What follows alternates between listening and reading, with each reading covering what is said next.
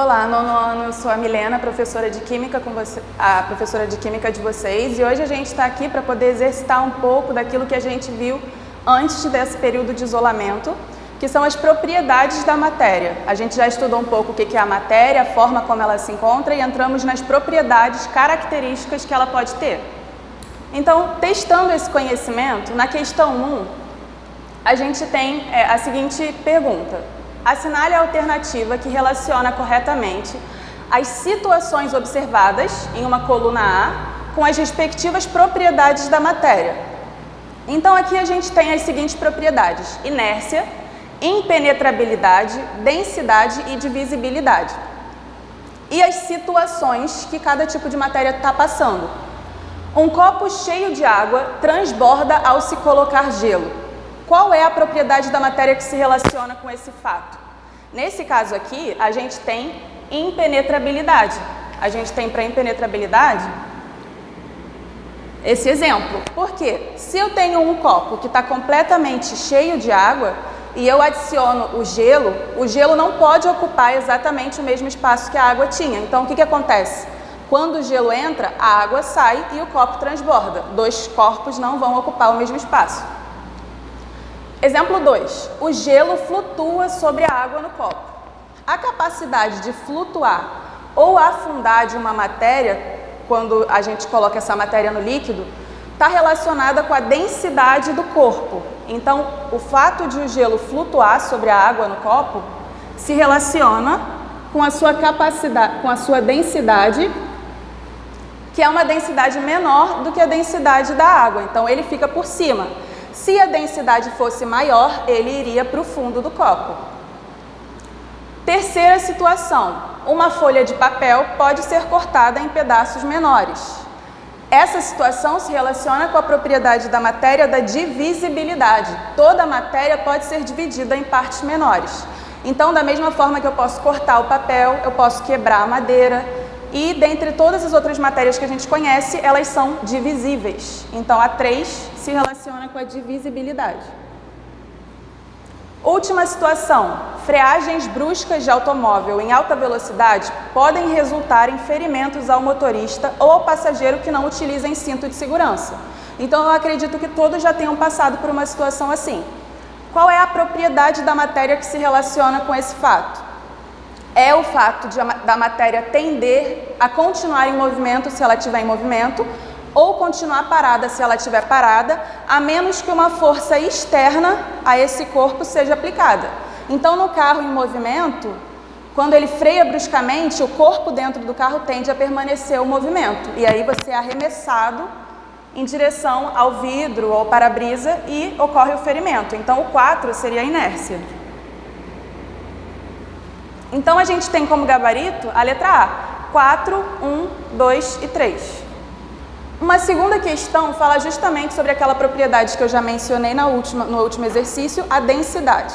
A densidade ela é uma propriedade específica da matéria, quer dizer que cada matéria que tem uma constituição diferente da outra, por exemplo, madeira e metal, vão ter densidades diferentes. E o que a gente pode tirar de muito importante da densidade é a capacidade de flutuar, ficar por cima ou ficar por baixo.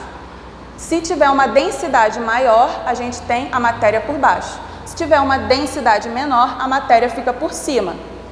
Então, nessa questão, a gente tem 3 líquidos, água, benzeno e clorofórmio. Como são diferentes, eles vão ter densidades diferentes. Foram colocados numa proveta, originando o aspecto da figura a seguir. Observe também as densidades de cada líquido. Aqui a gente tem a imagem com o líquido A, B e C, que pode ser qualquer um deles, e a densidade de cada um. A água tem densidade de 1, o benzeno tem densidade 0,9 e o clorofórmio densidade 1,53. Aquele que for mais denso vai tender a ficar embaixo na proveta. Então, quem está por baixo? É o clorofórmio, que é o mais denso. Então, aqui a gente tem que o clorofórmio é o C. No meio, vai ser o que tiver densidade intermediária e o mais leve é o menos denso que está por cima. Quem é o mais leve? É o benzeno. Então, o benzeno vai ser o A que está por cima. E o B é a água que está no meio. Então, como resposta, a gente tem que A Clorofórmio é C, clorofórmio C, benzeno A,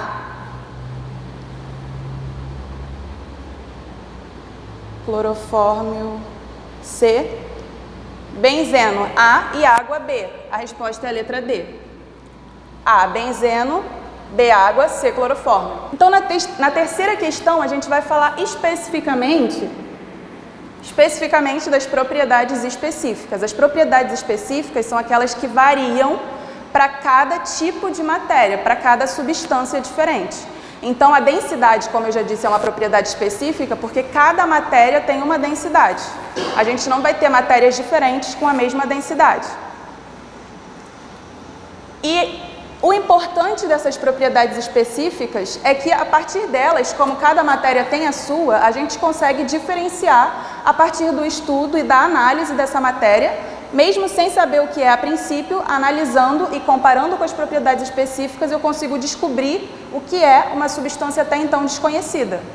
Então vamos lá. Em um laboratório de química foram encontrados 5 recipientes sem rótulo, cada um contendo uma substância pura, líquida e incolor. Eu não sei o que é. Para cada uma dessas substâncias, um estudante determinou as seguintes propriedades: ponto de ebulição, massa, volume e densidade. Então vamos lá. Assinale as propriedades que podem permitir ao estudante a identificação desses líquidos. Só as específicas vão permitir a identificação. Massa e volume são propriedades gerais. Toda matéria, independente de qual substância que vai compor essa matéria, por exemplo, madeira ou ferro, que são diferentes, vão conter uma massa e vão ter um volume. Então, são propriedades gerais, não me permitem identificar. O ponto de ebulição é específico para cada matéria, então a partir dele eu posso identificar, e a densidade, como eu já disse, também é específica. Então a resposta vai ser letra D, 1 e 4, são as propriedades que eu posso identificar. Então, pessoal, agora é uma questão sobre propriedades gerais, são justamente aquelas que toda e qualquer tipo de matéria possui. Estado físico não é uma propriedade da matéria, é só a forma como essa matéria pode ser encontrada, sólida, líquida ou gasosa. Então, a alternativa A já pode ser excluída. Volume, como eu já disse, é uma propriedade geral da matéria, toda matéria possui volume. Inércia também é uma propriedade geral da matéria. Toda matéria, todo corpo vai ter essa tendência de permanecer em movimento, como eu expliquei para vocês, ou permanecer parado, a menos que algo de fora altere essa circunstância. Divisibilidade também é uma propriedade geral da matéria. Toda e qualquer matéria eu posso quebrar em partes menores, formar partes menores. Então aqui a gente tem a nossa resposta, são propriedades gerais, a letra B. Ponto de fusão não é uma propriedade geral, uma propriedade específica. Cada matéria diferente tem o seu ponto de fusão diferente. Solubilidade e densidade também são propriedades específicas, por isso também está errado. Aqui, densidade é uma propriedade específica. Então, a resposta é letra B. Pode passar, Maia. Para fechar, a nossa última questão é uma questão que vai falar sobre um tipo de propriedade, que é a propriedade química. Quando a gente fala de química, a gente está sempre pensando em transformação da matéria. Então, a gente tem uma substância que depois do processo de transformação vai originar uma substância diferente daquilo que ela era. Qual dessas descrições vai representar uma propriedade química? Se eu estou falando que o ferro é cinza e sólido em temperatura ambiente, eu não estou falando em momento nenhum de transformação desse ferro. Só estou descrevendo características dele.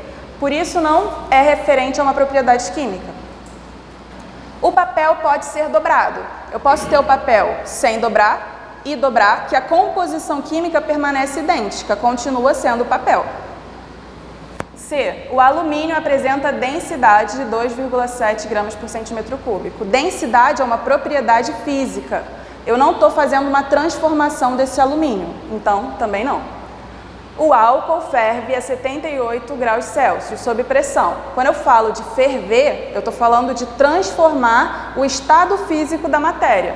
Seria passar o álcool da sua forma líquida para a forma gasosa, mas eu continuo tendo álcool antes e álcool depois. Então, não é transformação química, não é propriedade química. Por último, o ferro transforma-se em ferrugem na presença de ar e umidade.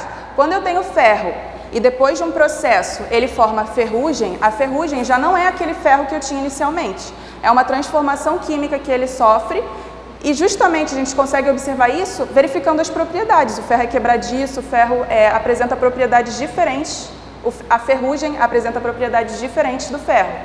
Então, essa seria a opção que corresponde a uma propriedade química.